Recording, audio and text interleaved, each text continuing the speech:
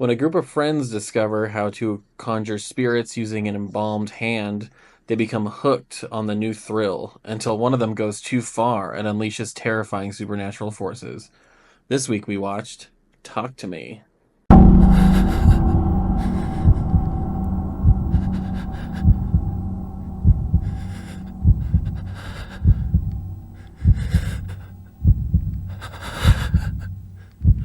Hello?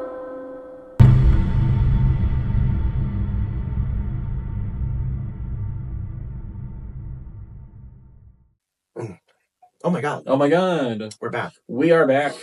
Welcome back to Horror Legend. Yes, and as you may have noticed, our setup is a little different from the last two we did, which were both different from each other. Yeah. Bear with us as we are perfecting our set. Yes. We're working on our set, and we are working on ourselves. Exactly. It's actually going pretty well. The set. The set, yeah.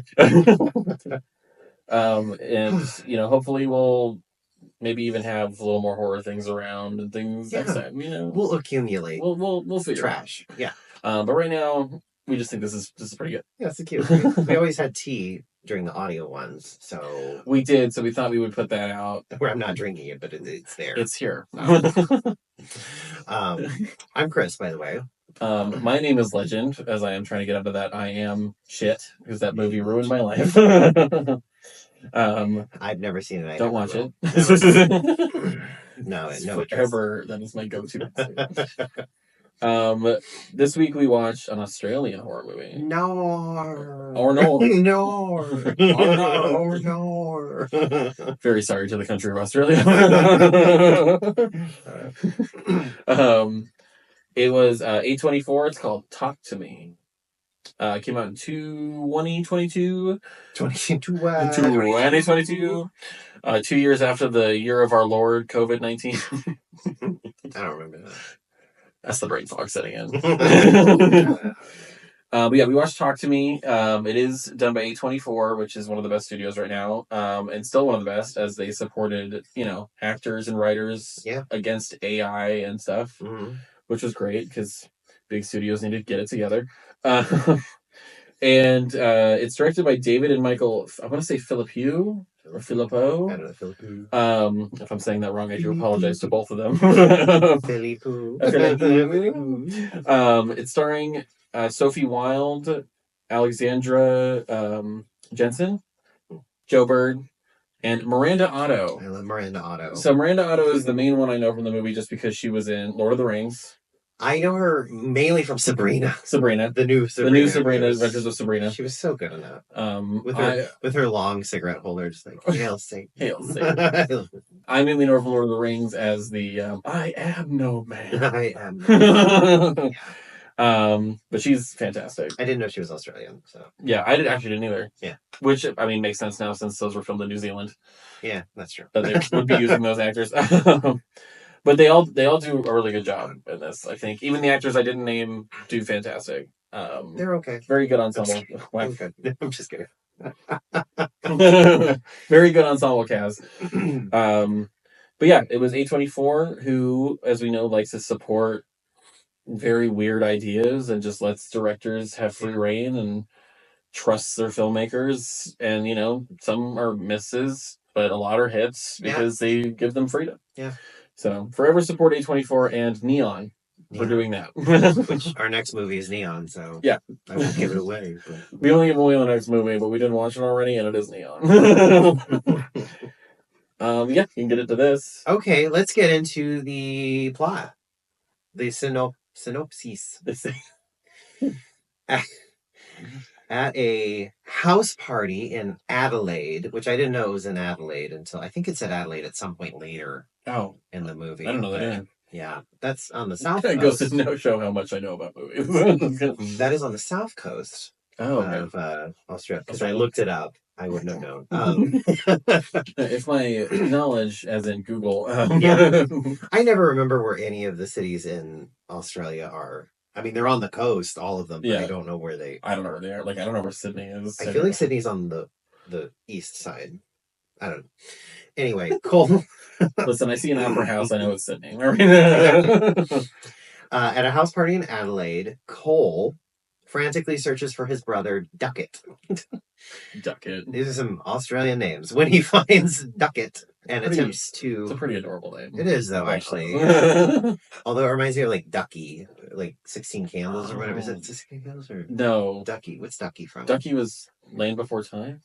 No, Ducky's also a character in a John Hughes movie. Really? Yeah. Oh, Pretty in Pink. Yeah. Pretty in Pink. It's what's his face from 2.5 Men. Yeah. I know who you're talking about. When he finds Duckett and attempts to bring him home, Duckett stabs Cole and then stabs himself through the head. Yeah. A very very chill opening to a movie. It was a very chill, very calm.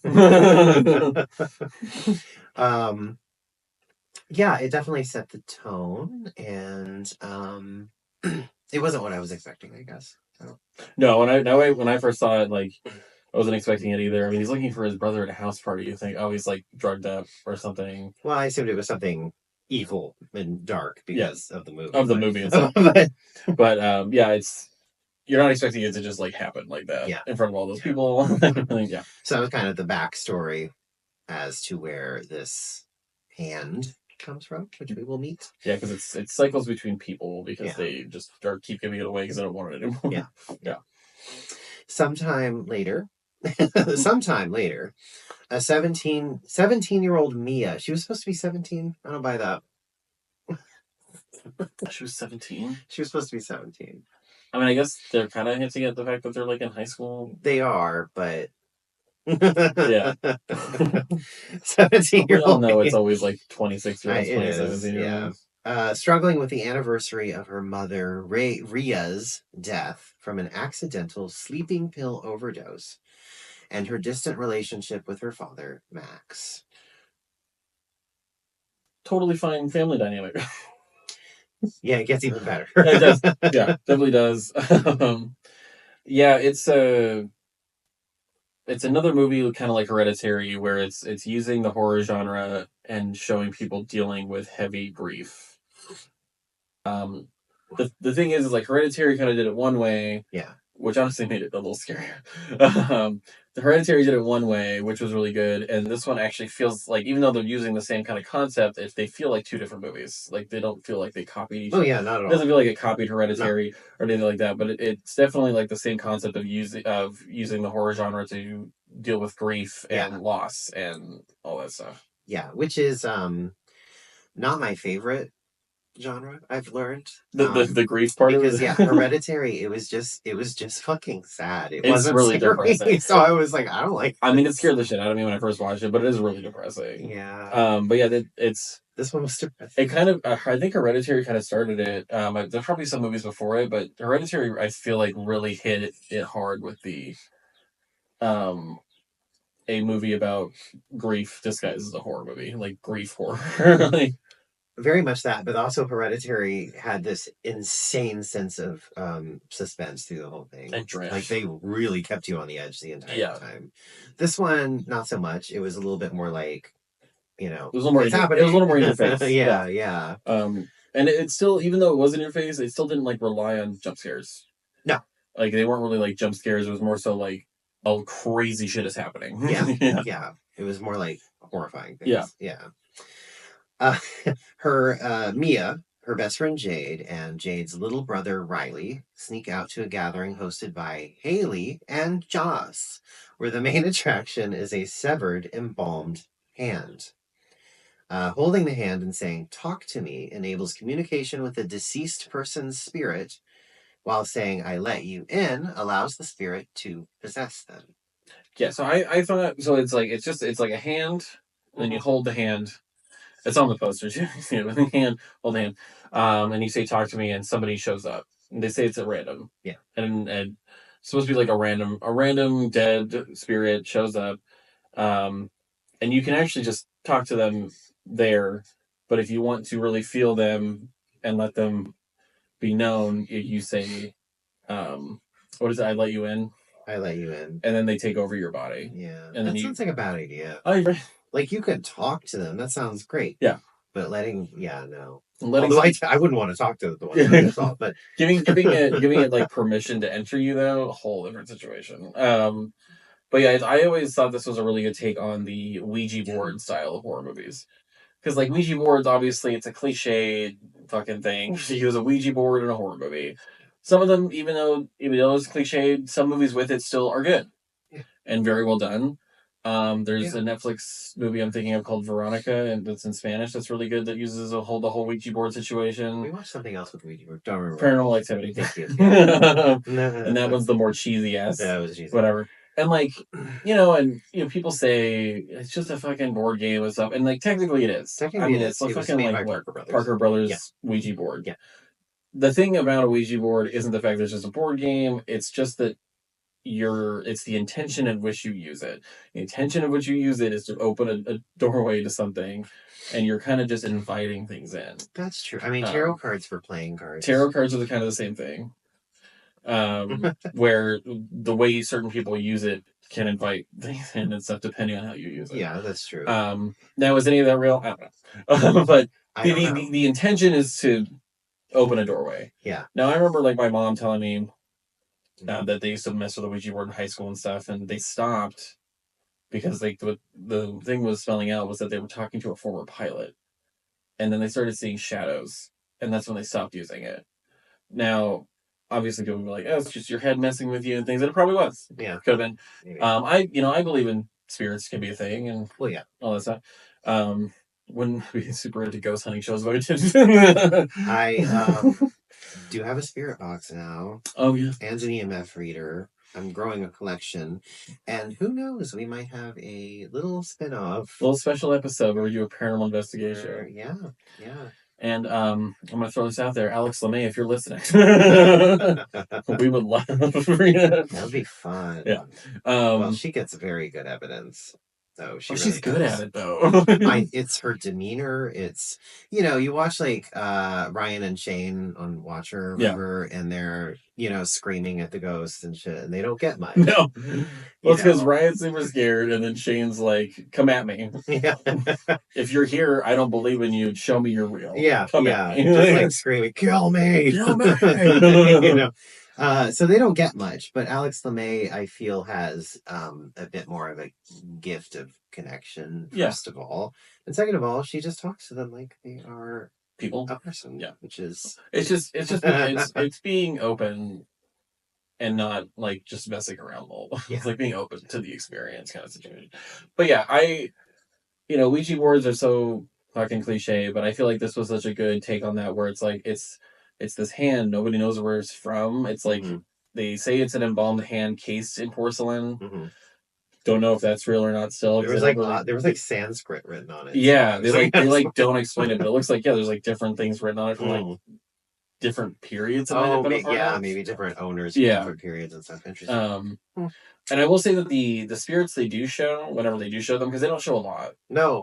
They kind of keep you guessing. I was gonna talk about that but go ahead. I'll talk about that. I was going to say the ones they do show, they did a really good job with whatever like prosthetic makeup. Oh no, they look great. And like even if they use a little bit of CGI, it looked great. Yeah, they looked really cool. They were really like interesting looking. And it they don't like just outright tell you like, oh, this is how I died. So you're kind of based just how they look, guessing how they passed away and stuff, which is kind of cool. But yeah, it's a good take on the Ouija board setup. Yeah, just I don't mind it. It's just people do it so much. I mean, it's kind of is like a Ouija board mixed with a monkey's paw. Exactly.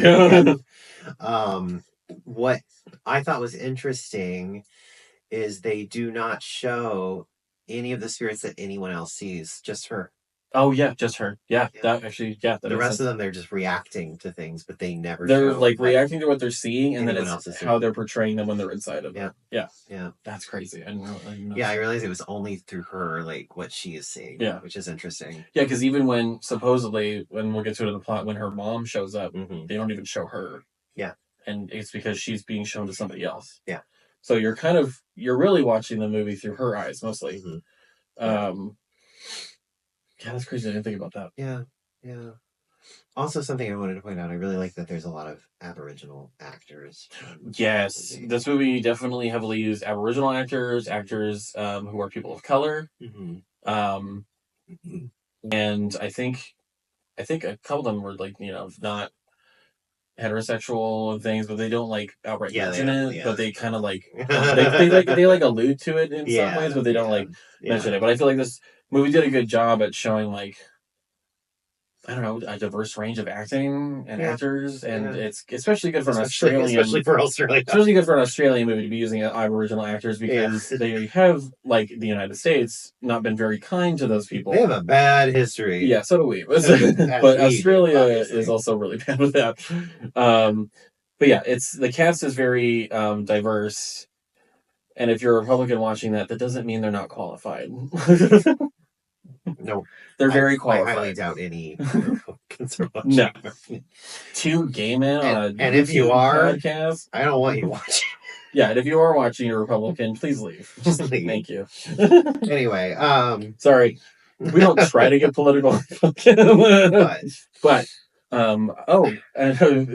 that, this is airing in the first week of June. So happy Pride Month. Oh, happy Pride Month. Pride Demon. Pride Demon. Pride Demon. Pride Demon. Happy Pride Month. And also with that, I will say, to the rest of our LGBTQ plus IA plus. AI plus, IA plus, not AI. IA plus. Please watch out for each other this month, and beyond, but also especially this month with the political climate we have. Keep an eye on each other. You know, little things like text me when you get home, things like that. Just make sure everybody's safe because we don't live in the best of times at the moment. And, we might be having hookups on apps. So please be careful. Tell people where you're going. Yes. Tell your friend where you're going. Share your location with your friend. Yeah. Tell your friend where you're going. Yeah. And just be careful. Please. Yeah. This was a tangent, but I just wanted to point that out just because of the political climate. I think through this whole thing, we need to have like rainbow flags dropping down or something. Raining rainbow flags. While we're talking, trans flags and trans flags. Yeah. Bisexual flags. Yeah. You can do that. Asexual flags. You can make that work.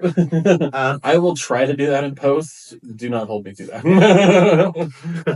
Do not hold me to any of that. On another note, on that same note, and on that same tangent, we did lose John Redcorn from King of the Hill. Which we did lose. I didn't know was gay until just now. I actually didn't either until this happened. I had no idea. John Redcorn, or it's Jonathan Joss. Oh yeah, Jonathan Joss. Jonathan Joss. And if was he with? Did his husband or his husband or boyfriend? Husband. Did he die too? No. Oh, okay, it was just him. Okay. His husband actually came out and said that he saved his life. Yikes. The media is going to try to not paint it as a hate crime and all that crap and just say, oh, he passed away. No, he was murdered, and it was definitely because he was gay. And I've also seen a lot of awful things about their age gap as well, because they were, I mean, he was good. But they're going to point that out and stuff. It doesn't matter. It does not matter. And, because their first house was burned down. Wow, really? What happened was they went back to San Antonio, Texas. Their house had been, I think they said, burned down. Jesus. So they went to go get the last of the mail that was still getting sent to the house. They ended up finding, and trigger warning for anybody while we're talking about this. If you want to stop this here and skip a little bit ahead, that's okay. I'll go like this when we're done. we'll do the Kermit the Frog when we're done. Their house was burned down. They went back to get the last of the mail. Something like that. They ended up. He said they found the bones of their dog by the house with its collar. That's awful. Either it was killed or it died in the fire. Yikes. And so they were sitting there grieving because they just saw that. And the neighbor came over shouting a bunch of homophobic slurs and pulled a gun on them. Lovely. And he pushed his husband out of the way when the guy shot him. Wow. Yeah. Very sad. We hope his husband is doing okay, or as okay as he can be doing right now. Jesus. It's not great. This time period for a lot of things is kind of scary because of who our leadership is and who he gives voice to. Yeah. So please take all of what we just said in this segment as a message to just watch out for each other. I know all of us have different little cliques in the gay community sometimes and everything, but just try to support each other a little bit, please. Okay. And this is the end of this segment. We're done. Okay. I'm done here. Back to Talk to Me. Yes. To prevent spirits from binding themselves to the hand holder, Someone else must end the possession before 90 seconds by pulling away the embalmed hand and blowing out a candle, which they did light a candle beforehand. Yes, yeah. The candle This lighting. is skipping over some key things, but the candle lighting is supposed to open the doorway. Yeah. Which I've heard is a thing. Sometimes when you light a candle, it's supposed to be like you're communing with something, or like a higher power, or like something with you. Yeah, it's like a beacon. Yeah, beacon. Yeah. So you light the candle to open the door, then you grab the hand and do that. But they said 90 seconds, and she was like, "What happens after 90 seconds?" Well, after 90 seconds, it tries to stay. Yeah, it wants to stay, or it latches itself to you. Yeah, and that's terrifying. Like, what, you go 1 second over 90 seconds, and now you're just like messed up for a little bit. Yeah. Mia volunteers to go first and is possessed by a spirit that displays a menacing focus on Riley, the kid. Yeah. Josh and Haley struggle to break the connection, and the time limit is slightly exceeded. Yeah, so it's her friend's little brother. Her best friend's little brother. So, like, within the whole family dynamic, you have Mia with like her best friend's family. It's kind of like chosen family situation, which is really good with this movie because it seems like, very supportive chosen family, where it's like, you lost your mom, you guys are best friends, we're all kind of trying to help each other. But yeah, this thing focuses super hard on her best friend's little brother Riley. And yeah, they end up going over in seconds because they can't get the hand off of her. It's like latched on. Yeah. And yeah, she said a few seconds. They never tell you how much they go over. Yeah. But she says a few seconds. I will say, also about like the whole dynamic of the younger brother. Yeah. When we first see him, he's like with a friend, and his friend's trying to get him to smoke or something. It's very like, his friend James is very stupid, dumb peer pressure. I'm the cool kid, like whatever, fuck you. But then he gets in the car with Mia, and they're singing Chandelier really loud. Yeah, and then they're just belting Chandelier very gaily. Yeah, very gaily. Chandelier by Sia, for those who don't know. Who is Australian? Who is apparently Australian, which I did not know that either. I learned that from Kathy Griffin. Kathy Griffin. Yeah, they're belting Chandelier. This movie has like good funny moments in it. Oh yeah, for sure. Like good cheesy, campy, funny moments. Yeah. I just think that's natural for a horror movie. Like if you're just dread, like Hereditary is pretty dread the entire time.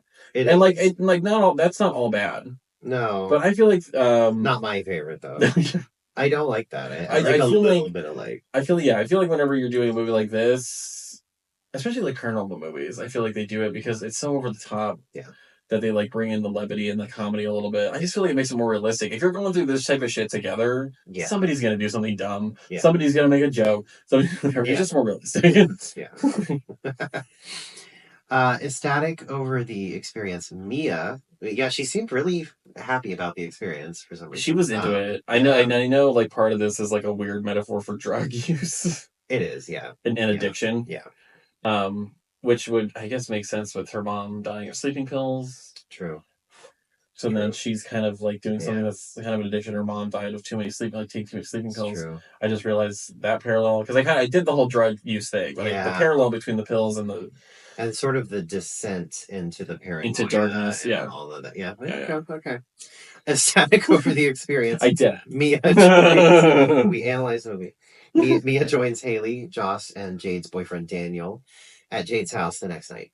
Everyone except Riley and his friend James take several turns being possessed, invoking different spirits each time. They do it so much. I know, like they do it so much, and it's like I know like the 90-second thing is like the cutoff of a spirit to like attach itself to you.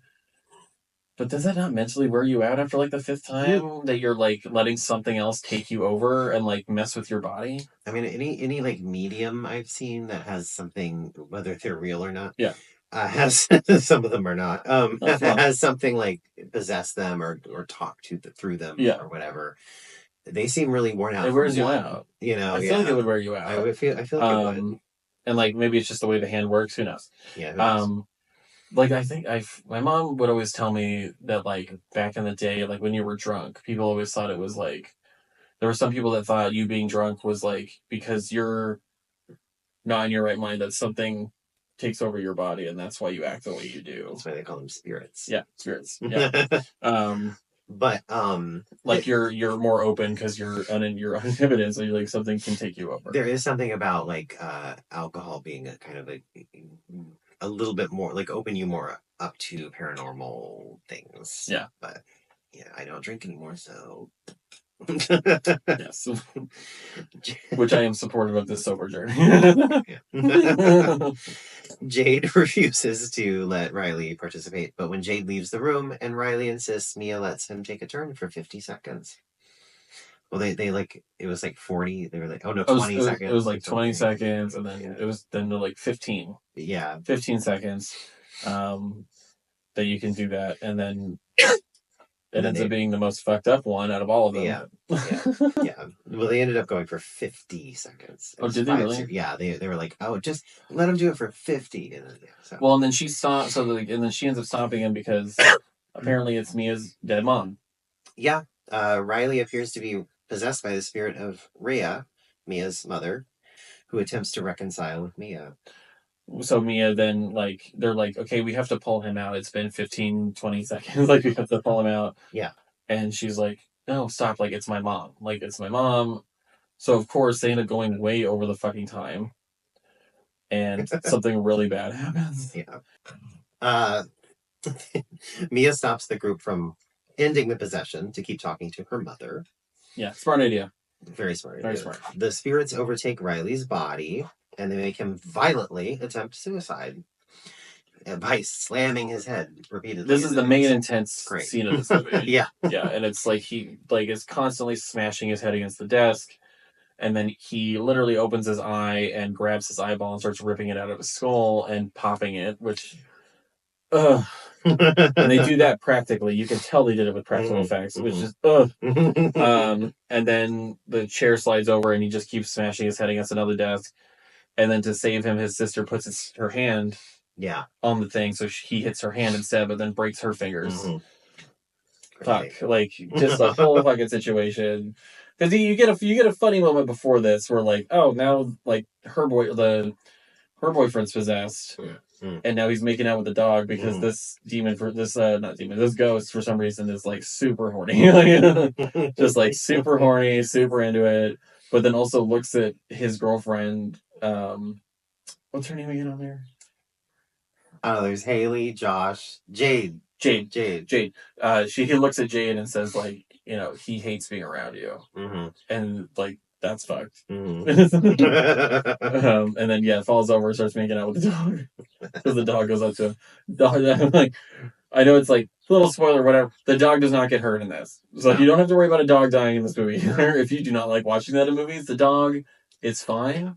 The dog is adorable. Yeah. Adorably ugly. Yeah. Because it is an American bulldog, I think. Or an English bulldog. Yeah. I think it's an English bulldog. Really cute. Really cute dog. But yeah, dog does not get hurt. Riley is hospitalized in critical condition. Jesus. This happened like as like a house party when her parents or her mom was away. Yeah. Or whatever.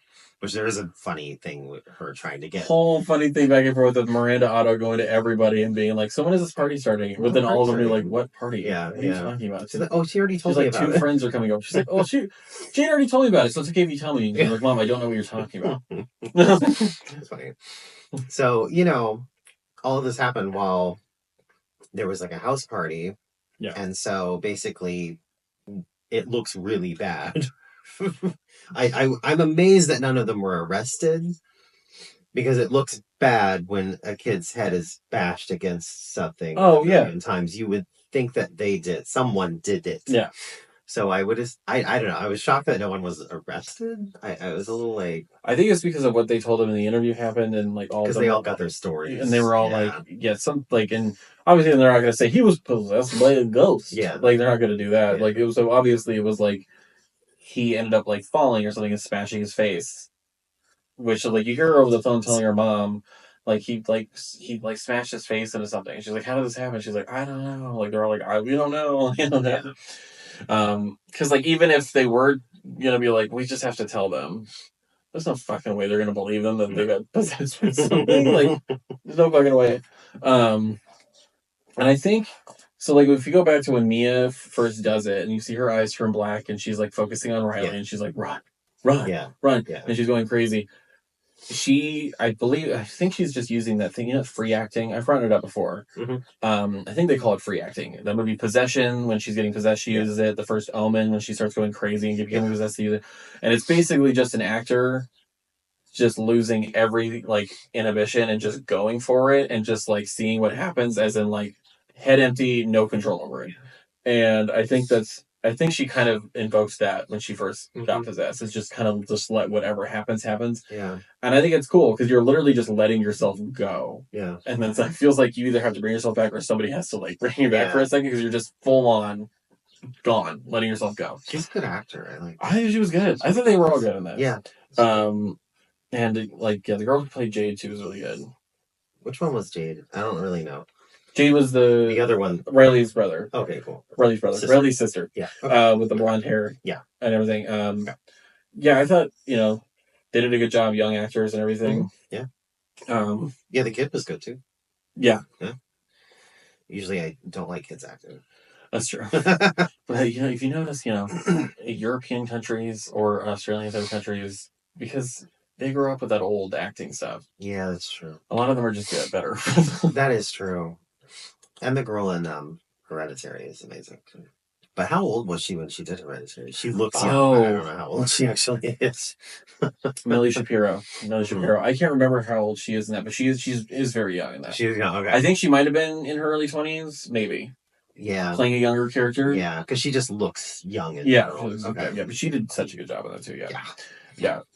I think we're also just getting a better, generation of good young actors and stuff who, actually care about it and, want to be good in it. That's true. Yeah. Yeah. But yeah, I think, the free acting thing is really cool. I hope more movies use it, because it's just, an interesting way to just let something go and just go crazy. Yeah. But yeah, so, then we're back in the hospital with, In the hospital. Mia. Back to the pit of despair. I'm just gonna... Mia is now haunted by visions of her mother while in the hospital. Is the first time she sees her. Yeah. In reflections, mainly. Is blamed for Riley's injuries and shunned by Jade and her mother, Sue. They assumed she did it. Or gave her drugs. That's what it gave her drugs. That's everything, Because she's like, I know you've done bad stuff before and all this stuff. And she says that in another scene, and she's like, I tried weed once. I wonder if that was a projection from knowing how her mother died. Yeah. So she's like, I bet you, okay. And maybe how her father is in general and dismissive. So she's like, you've had a rough life, so you obviously gave him drugs. Having secretly taken the embalmed hand home, I don't know if it was her home or whatever, Mia offers to let Daniel stay at, it's her house. At her father's house for the night. Whilst platonically sharing a bed with Daniel, she witnesses a spirit appear and start sucking on Daniel's feet. Which is context creepy. Well, yeah, that the demon, not demon, but the spirit or whatever was very creepy. The spirit was creepy and obviously into that in their life. But just the context of that is creepy. Obviously, if you're in a feet, you're in a feet. Yeah. But the context is creepy. The context is very creepy. And then it ends up when he wakes up. Well, she's trying to wake him up and screaming at him from over here. But then he wakes up, realizes that she's sucking on his feet in a trance. And he freaks out and leaves. He freaks out and is like, what the fuck are you doing? Yeah. All the stuff, because he's dating Jade and everything. And it's no, it wasn't me. It wasn't me who was doing this. She's all, consensually, I totally would. I'm just kidding. It was never said whether he was into it or not, but it was because, he's with someone else. But yeah, he runs away. I feel like even in that moment, he kind of believes her because of all the stuff that's been happening. but still just doesn't know how to handle it, so he leaves. Yeah. Because they bring it up later, and they don't get fully into it, and I think it's because she gets mad at her, and you do hear him say, like, it wasn't her. Like, it would, like, she does not, it wasn't not her fault. Like, it's not her fault. Yeah. Which is nice when somebody actually, I don't know, fucking believes you for once. Right, yeah, it's not often in a horror movie where a male presenting person believes a... Oh, yeah. Them cishet males love to not believe shit. Mia uses the hand to contact her mother again, Rhea, who insists that her death was accidental and that she needs to help Riley. Actually, she didn't say accidental. She said she was murdered by her father, basically. Oh, I thought she said she just accidentally took too many sleeping pills. The first time? Yeah. Because later she insinuates he killed her and is going to kill Mia as well. Did I miss that? I swear that's what happened. Oh, yeah, well, because the second time she says, that's not your dad. But we see a version of him that's not him. And then we see a version of him that is him in the living room. Okay. And that's, like, the one breaking down the door isn't actually him. Yeah. It's something else. Okay. And then her real dad is still there. And I think she says that she accidentally took the sleeping pill. So the person that's telling her, because the dad is, like, reading a suicide note at some point. Yeah. The person that's telling her about it is not her real father. It's, like, one of the spirits messing with her. Okay. And because she's in the mirror saying, that's not true. Yeah. I didn't do this on purpose. Yeah. Like, part of me still doesn't trust her. But yeah, it's I mean, we'll probably see that in a second. But... Yeah. She says she needs to help Riley, who is possessed again whenever he regains consciousness. Yes. Mia leaves the connection open and begins seeing her mother without the hand, losing her grasp on reality. Yeah. Yeah. The friends track down Cole, who explains that a living body naturally expels Cole from the beginning of the movie. Yeah, so yeah, the Cole, scene. The one who gets stabbed in the very beginning, survives his brother stabbing him. And they go and find him to talk to him about the hand. Because that's where they got the hand from. That's where they got the hand from. He explains that a living body naturally expels invading spirits. Over time. It doesn't seem like this one's going away, though. No. Mia, fearing that Riley may not have time, attempts to contact him in the hospital by using the hand, but is instead shown a version of Riley being tortured in the afterlife. But it was there's a little girl there. Yeah, I liked this shift because the whole time it's the alive people saying talk to me and she does that, but you have a little girl who died, obviously, because she's the ghost that shows up. And she's asking, like, is he here somewhere? And she's like, I can take you to him. And then she says, I let you in. The ghost says, I let you in. So then she gets a whole vision of just all of these spirits, like, pulling at Riley and, like, torturing him and, like, messing with him. And which is fucked.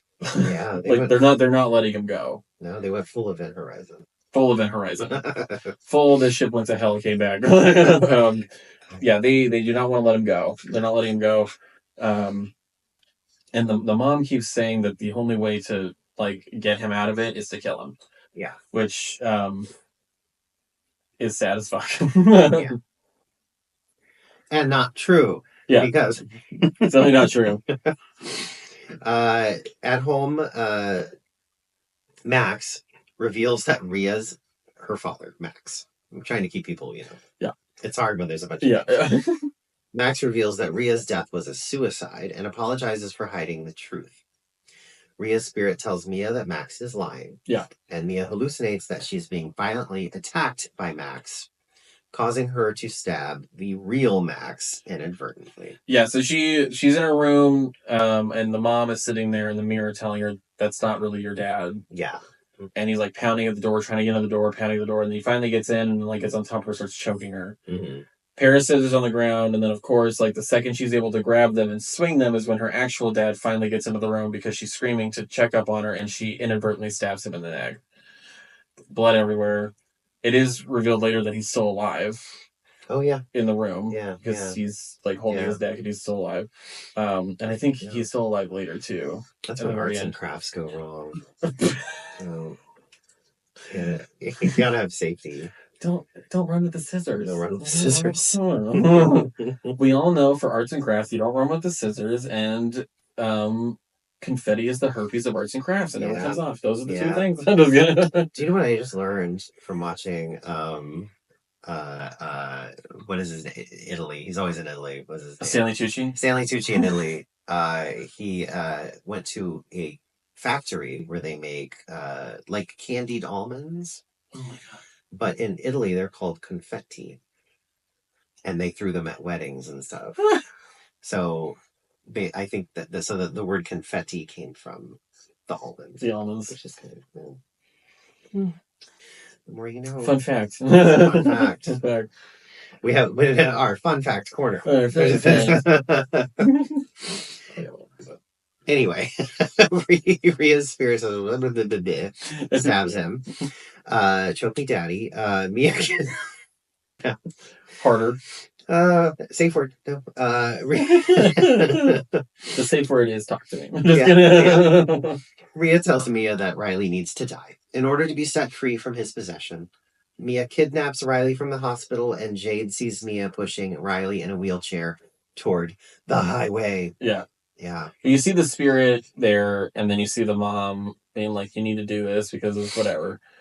But it seems like what ends up happening is Mia lets the spirit inhabit her body. Yeah. Instead, and she jumps in front of the cars. Yeah. Freeing Riley from the spirit. I also kind of felt that it was like... See, but this is where I don't trust the mom a little bit, is because like I don't know if it's I don't trust her. I don't know if it's like the mom ended up doing that and then putting the spirit in her body and then like pushing her into traffic or whatever, or something like that to free Riley from it, and like saying that he needed to die just to get her in a position where she can kill her type of situation. I don't really trust it. And the ending obviously is left open-ended while she's in the hospital. I love the way they did that, by the way, where she's like realizing that nobody can see her. She's dead. Is like all of the lights just keep shutting off. Every room she leaves, all the lights keep turning off like it's closing. Mm-hmm. And then the elevator closes when her dad goes into it. But it's like she's calling for them and they're walking away and then the lights go off. I don't trust... So I'm just going to finish this one part. Yeah. Rhea attempts to convince Mia to push Riley into oncoming traffic, but instead Mia jumps into the oncoming traffic and dies. I honestly, what I gained from it was that she was being driven crazy by the spirit, and it had gone into her a while ago. I think it clung to her when she went over the time. Yeah, and I think instead of the hand being what was messing with Riley, I think it was the spirit that attached itself to her. Yeah.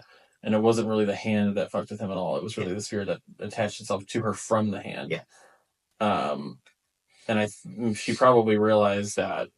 And so she jumped into traffic thinking, like, if I do that and die, then he'll be free because the spirit won't be able to go through. Exactly. That's how I saw it. And then she's like, very confused of her being dead and everything. So, like, I don't know. She's like, because she's like trying to run after them and stuff at the end. Mm-hmm. Like she's not. Yeah. But she knows she jumped into traffic. Unless she didn't jump into traffic and Rhea. Well, she did jump into traffic. Yeah. But then she gets up off the ground and she's kind of like, oh, I'm still alive. Yeah, and then she turns around and she's back in the hospital. Yeah, yeah. Mia finds herself in the hospital where she sees a fully recovered Riley talking to Jade and Sue while Max leaves in an elevator. Nobody responds to her. She has no reflection in the mirror and her hands are disfigured. Yeah, her hands are all broken and disfigured, yeah. After becoming engulfed in darkness, she sees a hand extended over a candle in the distance. She grabs it and is suddenly summoned to a house party in Greece, where a partygoer holding her hand is urged to speak and tells Mia, I let you in. And that's where it ends, yeah. So it is a kind of an open-ended ending. Yeah. For a second movie. Yeah. Yeah, I love the way they did that ending scene of all the lights shutting off as she's like going to the hospital and things shifting and like doorways disappearing and the mirror coming in, and it was just a really cool way to show that like, yeah, no, now you're in limbo. Yeah. This is what's happening. Yeah. And it's like also showing like, oh, these are going off and the scenery around you is disappearing because you're being called somewhere else when the candle happens in the hand. Yes. Yeah. That's just a cool way to do that.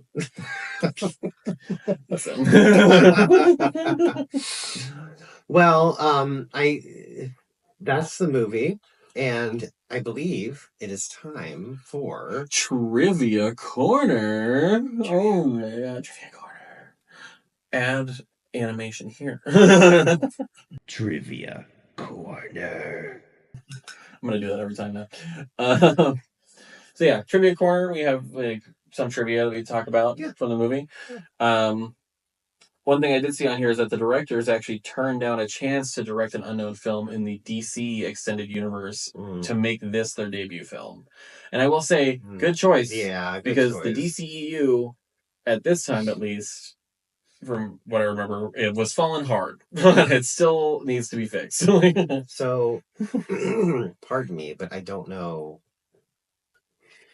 what the difference between the DC and the Marvel DC is Batman and Superman. Oh, okay, yeah. It's Marvel Batman, is Superman. Iron Man, Doctor Strange. Okay. Yeah. So like Justice League was DC. Oh. Okay. Wonder Woman. Oh, okay. Yeah, DC is Detective Comics. It's like Gotcha. It's Batman, Superman, Wonder Woman, Aquaman, all those. Okay. DC. I've seen Batman movies. Yeah. I have not seen many Superman movies. Yeah, the Batman movies are the best ones out of probably all. To be quite honest, but yeah, James Gunn is currently trying to fix the DC Cinematic Universe, and he's the one that did the Suicide Squad, the newest one, and was it Peacemaker? I can't remember. Pacemaker. I always get the name mixed up. It is a good show. Okay. And they're about to release a new Superman movie. But he's the one who did for Marvel. He did Guardians of the Galaxy. Okay. Things like that, and then he switched over, and they put him in charge of the DC universe. Okay. Which is cool. I think he'll hopefully fix some of it. We'll see. Let's see what we got here. So apparently 6 hands were made for the movie. Should any of them happen to get damaged or broken. Well, they did throw it a lot. They did throw it a lot, and apparently the directors kept 1 hand each. Nice. Yeah, you would have to make multiple. I mean, those things are getting thrown around. Yeah. I mean, they're porcelain. They're probably shattering. I don't think it was actually porcelain. I don't think it was either. No, it did not look like that. It looked like stone or plastic or something. Oh, this is funny. So Sia actually gave them chandelier at a 75% discount because she's from Adelaide. Nice. Just like the directors, they tried to get green light by Lord, but they were turned down by Lord. I'm sure she's kind of a bitch. From what I hear. I didn't know they were trying to get green light. Lord's like, my song in a horror movie? No. I'm too good for that. Have you seen where people start singing along at her concerts and she's like, shut up? She gets mad. Yeah, she gets fucking mad. Well, and then she started doing that one that was a cappella, and they're trying to sing with her, and she shushes the crowd just to not sing it good. Yeah, in that moment. Yeah. I was like, what are you doing? You shush the crowd for that? Please. I don't like her new song. Sorry. I don't mind Lord's music. I just hear she's kind of. I like the old stuff. Yeah. I don't like the new song at all. When asked if they'd make a sequel, the directors said, "Oh my God, yes, A24 would need the first one to be successful, though." And they said, "Help me, help me, make it successful." We'll never tell. We'll never. But yeah, it's set in their hometown, everything, which is cool. It must have been cool to be able to go back and film your film debut in your own hometown. Yeah, that would be so much fun. I think. Like John Waters. Oh, true. Yeah, John Waters going back to Baltimore. In Baltimore. Yeah. Is Stephen King from Maine? Yes. Yeah. Okay. Yeah, he is from Stephen King. That's why they're all in Maine. That's why everything takes place in Maine. Yeah. Yeah. Okay. Yeah. Yeah, Maine apparently is a fucked up place. It's definitely a very scary place. There was something else we watched there. Anyway. Oh, that's funny. Many of the lead actors were actually dressed up and are playing random partygoers in the opening scene. Oh, how funny. So maybe if you look close enough, you can see some of the main actors in the party. Well, you have to reuse people. Oh, true. What else? Oh god, the scene with Daniel sloppy kissing the dog was done using a puppet head for the dog, and then comped together with a shot of the dog licking a snack. That's funny. So he didn't actually have to lick the dog's tongue. I mean, good for the actor. Yeah, that was intense. I remember I had a dog. I had a dog a long time ago. Fang, little dog, had a knack for just getting his tongue right in your mouth. Ew. Just for like split second, he would like try to lick you just right in your mouth. And I'm like, are you serious? It's like, I don't mind getting legs on the face, I don't care, like whatever, like dogs, whatever, but like it was just right in the mouth. Couldn't handle it. I don't, because like watching it is so gross, to be quite honest. Yeah. I can't do it. I have a whole thing with like not dying. Not like kissing and stuff, but like I have a whole thing with like saliva noises sometimes. Like people chewing with their mouth open and stuff. Sometimes it's like, oh yeah, we're licking each other and it's a dog or somebody else and it's like I'm like, oh yeah. Oh god, nails on a chalkboard. Gotcha. I'll make sure to not do that. That opening tracking shot into the party took 10 takes and 10 smashed doors. Oh, yeah. So every time we smashed it, they had to do the smash door every time. God. So they had to redo the door. It did look like a very thin door. So. Oh, yeah. And the guy was like mad about it. He's like, you're breaking my mom's door, but he's like not trying to stop him. I'm like, you're doing a whole lot. You're doing the most. Stop. Please. I'm going to get in trouble. There was originally a longer scene of Mia and her father Max arguing after Riley's incident, but they cut it despite loving the work by both actors. They might have had to cut it for time. Maybe. I hate that too, because like there's a lot of movies where you get a really good scene and it like runs a little long, and then in editing you're like, well fuck, we have to cut it, we have to get it down to a certain time or whatever. Yeah. Sucks. Yeah, that does suck. I have been watching like Kathy Griffin's new YouTube show. Very funny. Yeah. Come on the show, Kathy. Yeah. Kathy Griffin, if you're listening. Yeah. We love your work.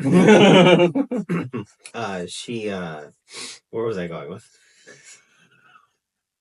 I don't remember what we were talking about. Oh, cutting things. Yes. She has a comedy special that she recorded that's 3 hours long. Oh god. And she couldn't shop it around because people kept telling her to cut it, and she was like, I don't want to cut any of this. She's like, all of it is like pertinent and good. And so yeah, she's like releasing it on YouTube because she was like, fuck it, I don't care. I'm not gonna make money on it. I don't care. Like I want the 3 hours. I want the 3 hours. I mean, sometimes you just have to fucking bite the bullet and do it. Right? If you want it to be like your art and your thing, you kind of just have to fucking do it yourself. Yeah, that's I highly respect that, especially like if you watched My Life on the D List, she was super like anything for a buck, Yeah. And it's kind of funny to watch this when after she had that low point in her career, which for me, I'm like, that was not a low point to me. No. That was fucking awesome. But after she called it a low point because she got canceled for holding up a bloody Trump head in a fucking photo because, Republicans love to call everybody else snowflakes, but really they're just little bitches. So. Yeah. But anyway, and like doing that now, I think that's kind of cool that she. No, it's cool. It's she, like, what? She owns it. She owns it. She talks about it. But, so there's that one scene with the kangaroo in the road, dying kangaroo. Oh yeah, it was obviously animatronic. Yeah, or CGI, but like she, Riley's like, you need to put it out of its misery because it's dying, it's crying, it's sad. And she backs up and goes forward like she's going to run it over, but then she stops and then goes around it. And he's like, you can't just like leave it there like that. Apparently, it's an important reoccurring theme in the movie. The directors refuse to elaborate. Well, it is. They were like in any interviews they were asked about it, they refused to elaborate. That's so funny. that's like David Lynch, where they were what.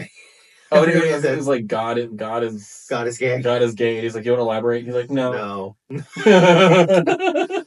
It's that theme does come up because like the kid is the dying kangaroo. She's supposed to put it out of its misery. She didn't do it for the actual kangaroo, so she's like going to do it for him, and like that does come up. It does, yeah. And like also the mother as well because like she's putting herself out of her misery. It's like a lot of like that. Oh, yeah, it's a lot of like recurring. It is recurring. Yeah. Yeah. Yeah, I feel that. I just love that it says like we're just not going to elaborate on that. Speaking of which, I think it's kind of cool to casually see a kangaroo. Can you imagine you live in Australia and you just It's just casually weird. fucking see kangaroos? It's just so odd, you know. Yeah. Like just a giant marsupial.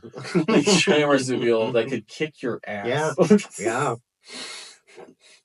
When this movie started and it just said talk to me, I so badly, like in my head, I heard Stevie Nicks talk to me. And I think that'd be hilarious if that was this. It just started. Well, she had her headphones in, it could have happened. Yeah. See, because my instinct was the talk to me like lovers do. That was my initial instinct, and I hate that my brain immediately went there and it got stuck in my head. I just immediately heard, you can talk to me. You can talk to me. Anyway, this movie had everything. This movie had everything. Dying kangaroos. Ripped out eyeballs. Weird tension with your father. Yeah. Oh, making out with dogs. With dogs. Weird spirits with like lazy eyes. Popping eyeballs. Yeah, there's a lot of hand holding. I just almost choked on my be careful.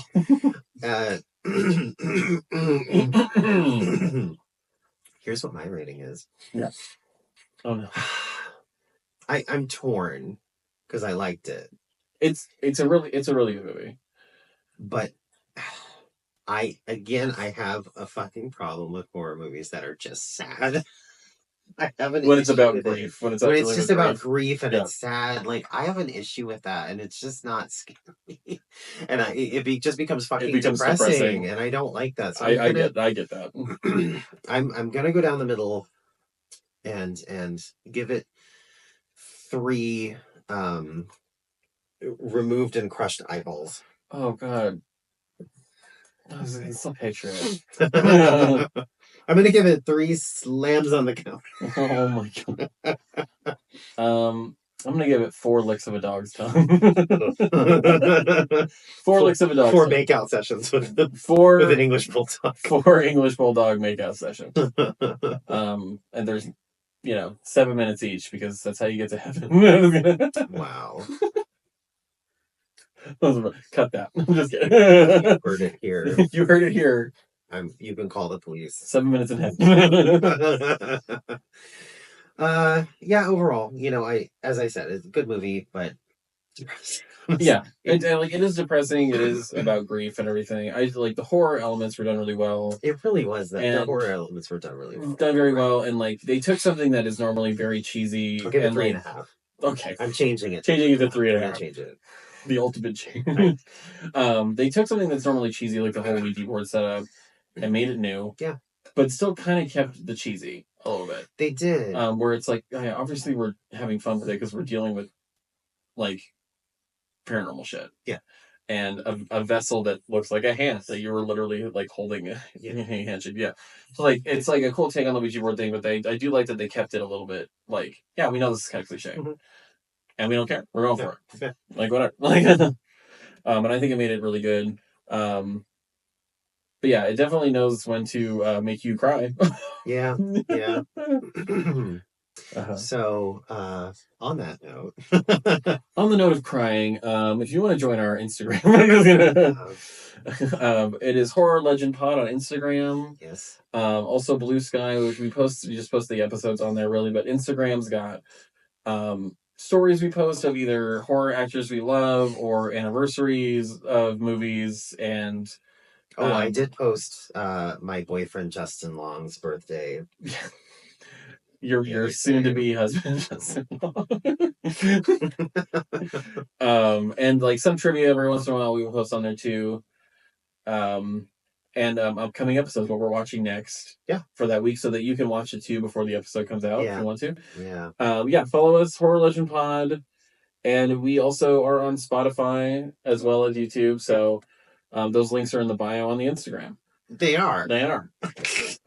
So if you're ever not being able to watch us on YouTube, Listen to us in the car. Yeah, listen to us. Unless you cue up the video in the car, see if you can make it. Listen to our soothing voices. Listen to our soothing voices. And all my coughing. And all the lately. coughing. I can't get over this cough. It's never going away. I'm going to have it for the rest of my life now. Sorry. Until next time. Next time. Just kidding. Bye. Bye.